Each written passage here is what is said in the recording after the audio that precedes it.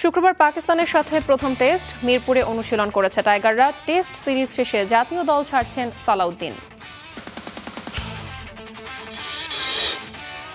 BPL এর পাওনা টাকা না পেয়ে আল্লাহর কাছে বিচার দিলেন নাসুম। চুক্তির অর্ধেক টাকা দিলেও বাকি টাকা নিয়ে টালবাহানা সিলেট ফ্র্যাঞ্চাইজির। উয়েফা চ্যাম্পিয়ন্স লিগ সেমির সেকেন্ড লেগে আর্সেনাল অ্যাটলেটিকো বিগ ফাইট। প্রথম দল হিসেবে কে যাবে বুদাপেস্ট, আজ রাতেই ফয়সালা।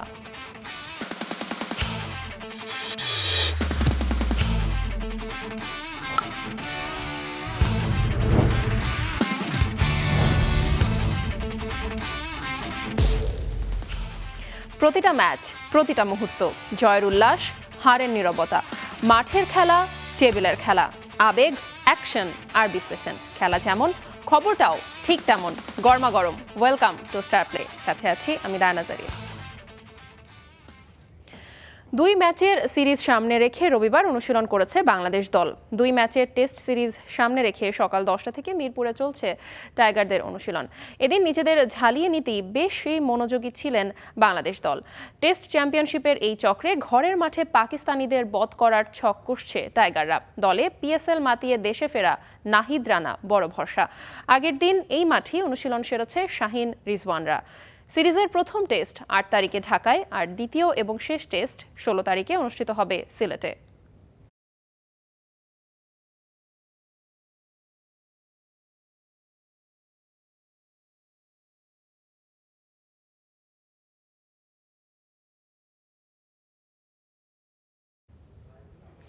গুঞ্জন হলো সত্যি, পাকিস্তানের বিপক্ষে টেস্ট সিরিজের পরেই জাতীয় দল ছেড়ে বিসিবি হাই পারফরম্যান্স বিভাগের প্রধান কোচ হিসেবে যোগ দিচ্ছেন মোহাম্মদ সালাউদ্দিন। 8 মে শুরু 2 টেস্টের পাকিস্তান সিরিজই টাইগারদের সঙ্গে আপাতত প্রধান সহকারী কোচের শেষ অ্যাসাইনমেন্ট।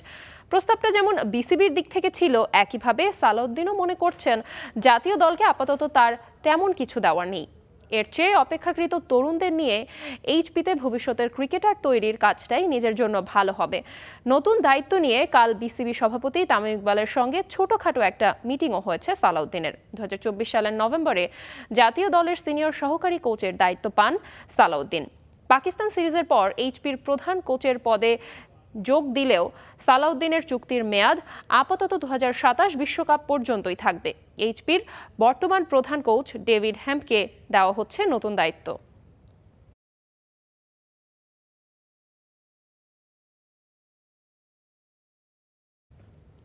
বারবার চেয়েও সিলেট ফ্র্যাঞ্চাইজির কাছে পাওনা টাকা না পেয়ে আল্লাহর কাছে বিচার দিলেন নাসুম আহমেদ।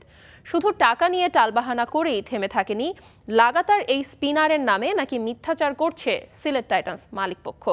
হতাশ নাসুম স্টার প্লেতে বলেছেন, পাওনা ফেরত পেতে শেষ পর্যন্ত চেষ্টা করে যাবেন তিনি। বাকিটা মাহবুব রিমনের রিপোর্টে। আসলে কিছু করার নাই, আমি তো এখন কারোর সাথে গিয়ে হাতাহাতি করতে পারবো না, ঠিক না? আর এই টাকা আমি কোনোদিনও ছাড়বো না, কোনোদিনও এই টাকা ছাড়বো না, কারণ আমার কষ্টের টাকা। অসুবিধা নাই, আল্লাহ একজন তো আছে, আমার তো আর কিছু করার নাই। প্লিজ যেন আমাকে একটাবার বলতো আমাকে একটু সময় দাও, কিছুদিন সময় দাও, তাও না, কিন্তু আমার সাথে কোনো কন্ট্রাক্টই করে নাই। নাসুমের এমন আফসোস দেখে অবাক হচ্ছেন আপনি? যারা বাংলাদেশের ক্রিকেটের খোঁজ খবর রাখেন কম বেশি সবাই এটা জানেন, এমন কোনো বিপিএল নেই যেখানে পাওনা টাকার জন্য মালিক পক্ষের পেছনে পেছনে ঘোরেননি দেশি বিদেশি ক্রিকেটাররা। শেষ আসরেও তার ব্যতিক্রম নেই। ঘটনার সূত্রপাত গেল বিপিএলে। ঘরের ছেলে খেলেছেন ঘরের দল সিলেট টাইটান্সের জার্সিতে, ছিলেন 35 লাখ টাকার বি ক্যাটাগরিতে। তবে ডিরেক্ট সাইনিং হয় সিলেট ফ্র্যাঞ্চাইজির সঙ্গে, তার চুক্তি হয় 70 লাখ টাকায়। জানিয়েই যত টানাপোড়েন। নাসুমের দাবি চুক্তির অর্ধেক টাকা পরিশোধ করেছে সিলেট কর্তৃপক্ষ, বাকিটা নিয়েই চলছে 9-6। এই সংক্রান্ত একটি স্ক্রিনশট সামাজিক যোগাযোগ মাধ্যমে শেয়ার করেছেন নাসুম। প্রমাণ হিসেবে উপস্থাপন করেছেন আর্থিক অনিয়মের বিষয়টি। বোর্ডে অলরেডি জানে তুমি 28 লাখ টাকা পাইছো, বোর্ডে জানে তোমার 70 লাখ টাকা কন্ট্রাক্ট। এখান বুলবুল ভাই সহ জানে 70 লাখ টাকা কন্ট্রাক্ট। আমি রে ভাই বহুত ছোট হইছি, কারণ আমার শর্মাইয়া কয়া লাগছে না ভাই, আমি তো 28 লাখ টাকা দিছি। বোর্ডে কয় আমরা জানি, বাট আপনি তো কোন সময় আপনারা কইছেন না দিছ। আমরা তোমার আলাদা দিলাম, কইছি দেখমু আলাদা তোমার দেখিলি মনে। তুমি আমার একটা দিন সময় দাও যাতে তোমার যে ডেটটা দেই আমরা ডেটটা রাখতাম পারি। আমি তো রেকর্ড একটা দিছি, বাট আমি স্টিল নাও আমার সাথে কেউ এখনো যোগাযোগও করে নাই, স্টিল নাও আমি আমার পেমেন্টটাও পাই নাই। আমার কাছে এগ্রিমেন্ট পেপারও আছে, আমার কাছে সব প্রুফও আছে। আমার কাছে যে চেক রাখা ছিল ওই চেকটাও 3বার বাউন্স হয়েছে। মানে চাইতেছি না স্টিল নাও, এখন খেলা চলতেছে, খেলার মধ্যেই ফোকাসে আছি, বাট চাইলে তো অনেক কিছুই করা যায়। বাট স্টিল নাও চাইতেছি যে দেখি ঈদের আগে যদিও কিছু হয় আর কি। যদিও অবস্থান স্পষ্ট করে গেল 13ই এপ্রিল নিজেদের ভেরিফাইড পেজ আর সোশ্যাল হ্যান্ডেলে পোস্ট দিয়েছে সিলেট টাইটান্স, যেখানে তারা দাবি করেছে পাওনা টাকার বিষয়টি সুরাহা করেছে ফ্র্যাঞ্চাইজিটি। তবে তাদের কথার সঙ্গে নাসুমের কথার কোনো মিলই পায়নি স্টার প্লে। দুঃখজনক আসলে বিষয়টা। আর ওনারা যেটা বলছে, বাংলাদেশের মানুষও এত বোকা না। আমি একজন ডিরেক্ট সাইনিং প্লেয়ার, আমি কখনো এটা করব না। ওনারা যে স্ট্যাটাস দিছে এটা আরও দুঃখজনক, পুরো বাংলাদেশের কাছে আমাকে বেইমান বানিয়ে দিছে। বাট আমার তো এগ্রিমেন্ট পেপার আছে, ওইখানে উল্লেখ করাই আছে, আমার সাথে ওনার চ্যাটিংও আছে। ডিরেক্ট সাইনিংয়ের ক্রিকেটার হওয়ায় টাকা পরিশোধের বিষয় নিয়ে বেশি কিছু করার নেই বিসিবির। তবে সিলেটের অবস্থান নিয়ে আছে ধোঁয়াশা। গেল বিপিএল এর দ্বিতীয় কোয়ালিফায়ারে রাজশাহীর বিপক্ষে ম্যাচ হারের পর নিজেদের দলে ক্রিকেটারকৃত ফিক্সার বানিয়েছিলেন টাইটান্স উপদেষ্টা। আমার কাছে নির্ভরযোগ্য ও প্রমাণাত্মক তথ্য এসেছে, ম্যাচের ভিতরে থাকা একজন ব্যক্তি নিজেকে বিক্রি করেছে।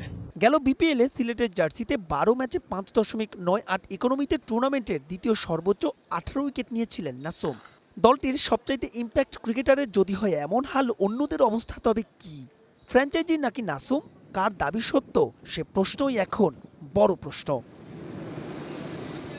মাহবুব রিমন, স্টার প্লে। এবার চ্যাম্পিয়ন্স লিগের খবর। বুদাপেস্টের টিকিট এখন মাত্র 90 মিনিট দূরে। একদিকে 20 বছরের অপেক্ষা ভাঙার স্বপ্ন, অন্যদিকে ইউরোপ কাঁপানো অভিজ্ঞতা। চ্যাম্পিয়ন্স লিগ সেমিফাইনালের দ্বিতীয় লেগে আজ এমিরেটসে মুখোমুখি আর্সেনাল আর আতলেতিকো মাদ্রিদ। প্রশ্ন একটাই, কে যাবে ফাইনালে? তানজিম ঐশীর ম্যাচ প্রিভিউ। প্রথম লেগে ছিল নাটক, বিতর্ক আর তিনটা পেনাল্টি। আতলেতিকো মাদ্রিদের সঙ্গে 1-1 ড্র করে একটু এগিয়েই এবার লন্ডনে ফিরছে আর্সেনাল।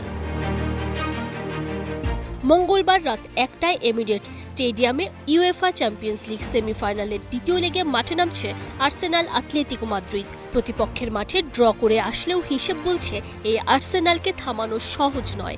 2025-26 চ্যাম্পিয়ন্স লিগে এখনও অপরাজিত দলটা যদি ফাইনালে পৌঁছাতে পারে, তবে টুর্নামেন্টে নিজেদের দীর্ঘতম 14 ম্যাচ অপরাজিত থাকার নতুন রেকর্ড গড়বে গানাররা।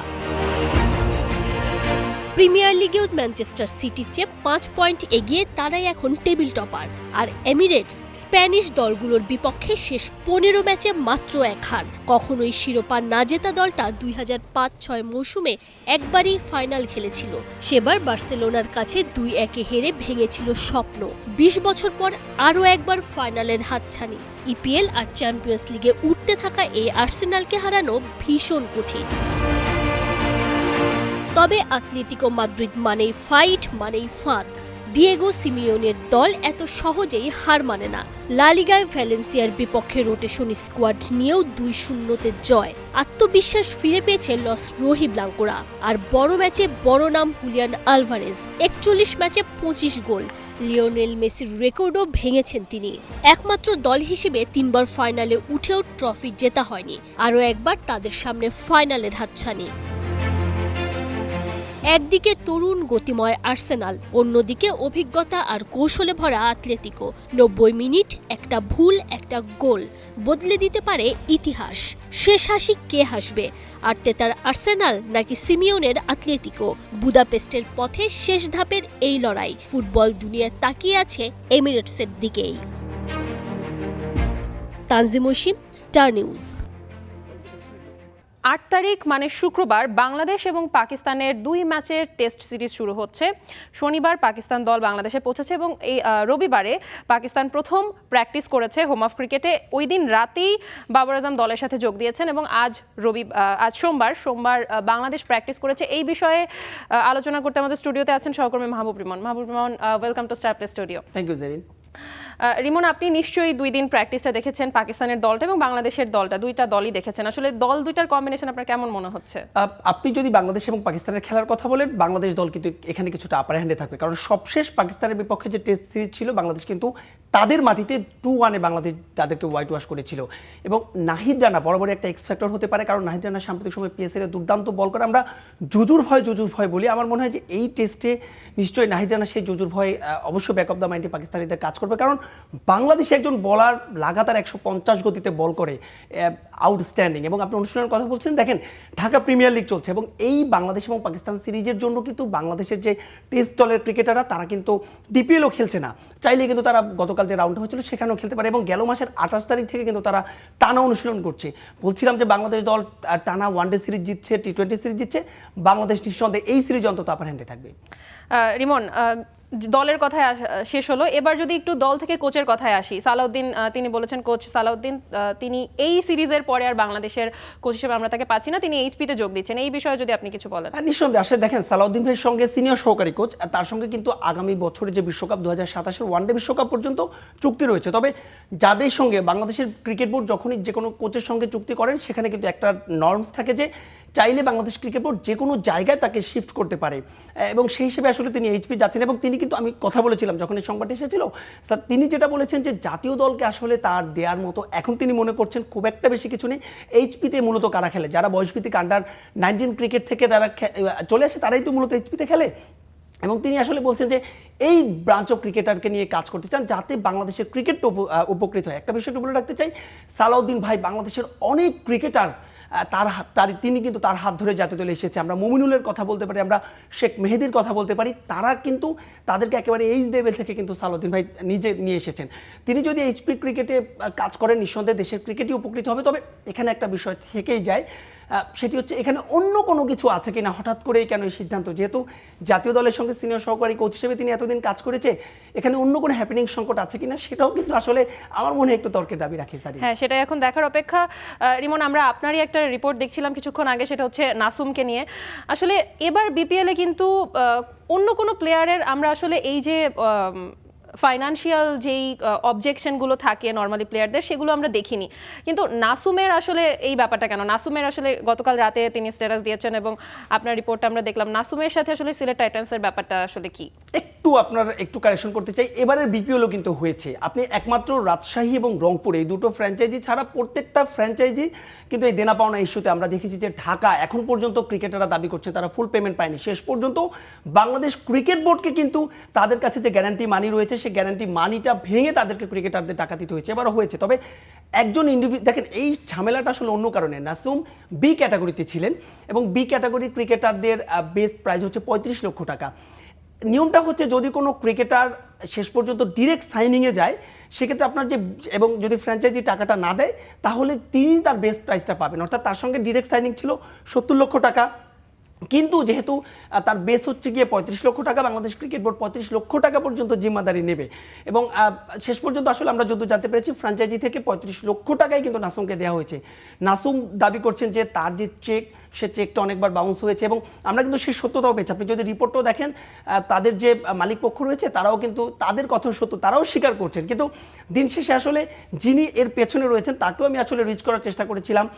তিনি আসলে ইংল্যান্ডে, সেখানে এখন যেহেতু আমাদের সঙ্গে তাদের টাইমিংয়ের একটা ব্যাপার রয়েছে, তার সঙ্গে নিশ্চয়ই আমরা কথা বলার চেষ্টা করবো এবং এর একটা ফার্দার আপডেট অবশ্যই আসলে দর্শকদের দেওয়ার চেষ্টা করবো। Thank you so much Rimon for joining us. দর্শক, আমরা চলে যাচ্ছি পরবর্তী সংবাদে। 2026 বিশ্বকাপ সামনে রেখে যখন নিজের ফর্ম আর দলে জায়গা নিয়ে চিন্তায় নেইমার, ঠিক তখনই নতুন এক বিতর্কে জড়িয়ে পড়লেন ব্রাজিলের এই তারকা ফুটবলার।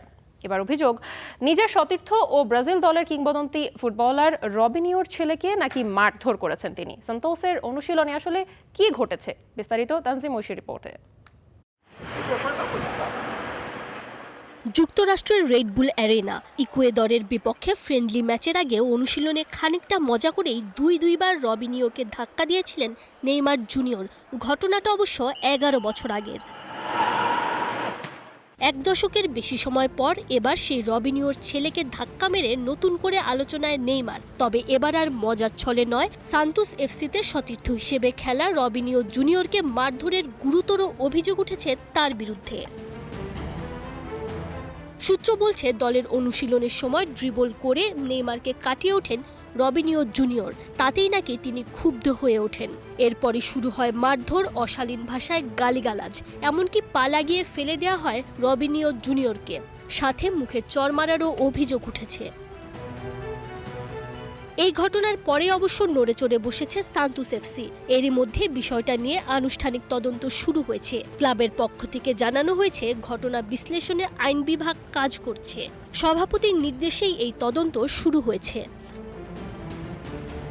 এদিকে ব্রাজিলের সংবাদ মাধ্যম গ্লোবো স্পোর্টের তথ্য অনুযায়ী রবিনিয়ো জুনিয়র নেইমারের বিরুদ্ধে 3টা অভিযোগ তুলেছেন। একই সঙ্গে ক্লাবের ন্যূনতম নিরাপত্তার অভাব উল্লেখ করে তিনি চুক্তি বাতিলের বিষয়েও সান্তোসের সাথে বৈঠকে বসার দাবি করেছেন।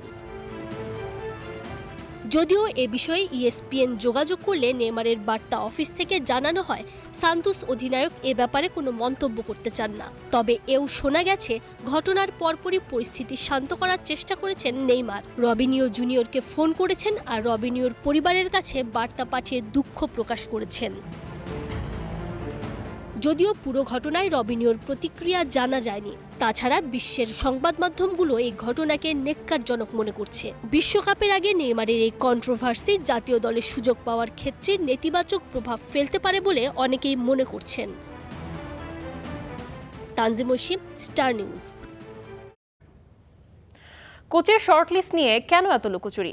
আগের দিন লিস্ট প্রকাশের কথা বলেও পরদিন প্রকাশ করেনি বাফুফে। তবে 22 জন থেকে সংখ্যা কমিয়ে আনা হয়েছে 10 জনে। এই 10 জনের মধ্যে কোন কোন দেশের কোচ আছে তা নিশ্চিত হয়েছে স্টার প্লে।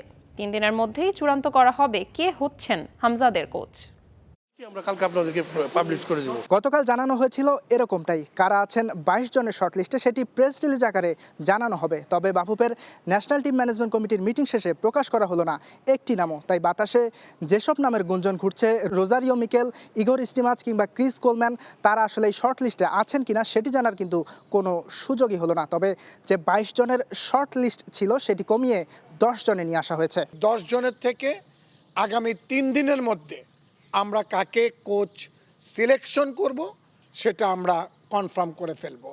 আগামীকাল, আগামী পরশু, তারপরে আমরা পরপর প্রয়োজনের পরিপ্রেক্ষিতে 3 দিন আমরা এই 10 জন, যেই 10 জনকে আমরা সিলেকশন করেছি সেই 10 জনের সঙ্গে আমরা কথা বলবো।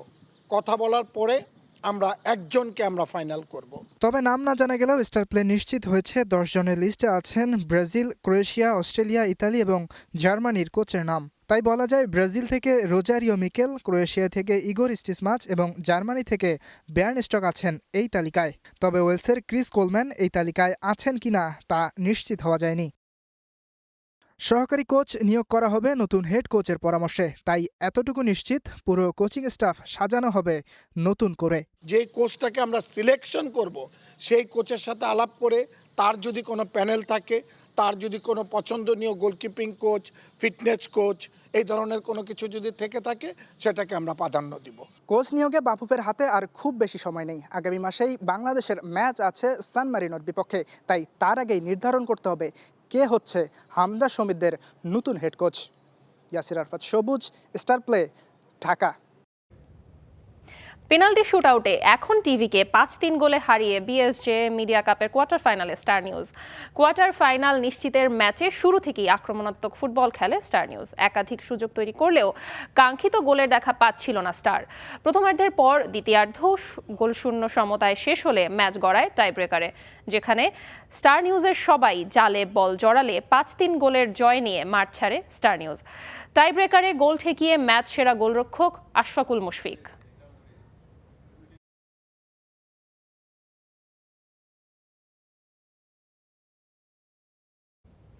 খেলাও থামবে না খবরও, কিন্তু সময় বলছে আজকে এখন থামতে হবে আমাদের। তবে আমরা ফিরবো প্রতিদিন ঠিক দুপুর 1:30 আর রাত 10টায়। Till then, stay with Star news.